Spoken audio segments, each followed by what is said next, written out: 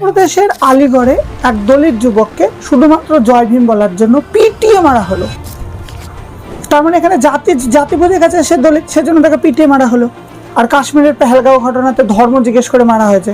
ব্যাপারটা কি, একদিকে ধর্ম জিজ্ঞেস করে মারা হচ্ছে, একদিকে জাতি জিজ্ঞেস করে মারা হচ্ছে। তাহলে এই জাতিবাদও সেই আতঙ্কবাদেরই সমান। এখানে আমি দুটোকেই কন্ডেম করি, দুটোই খারাপ। ধর্ম জিজ্ঞেস করেই মারা হোক, জাতি জিজ্ঞেস করেই মারা হোক, একটা নির্দোষকে মারা অবশ্যই খারাপ জিনিস। আমি এখানে কোনোটারই সাপোর্টে না, আমি দুটোরই বিরুদ্ধে। বা একটা মানুষকে অকারণে মারা সেটা ঠিক নয়। কিন্তু এখানে যারা জাতিবাদে বিশ্বাসী তারা তো সেই আতঙ্কবাদেরই সমান। ওরা ধর্ম জিজ্ঞেস করে মারছে, এরা জাতি জিজ্ঞেস করে মারছে। এটারই বিরুদ্ধে আমি প্রতিবাদ জানাচ্ছি এবং এর বিরুদ্ধে প্রতিবাদ হোক চারিদিকে।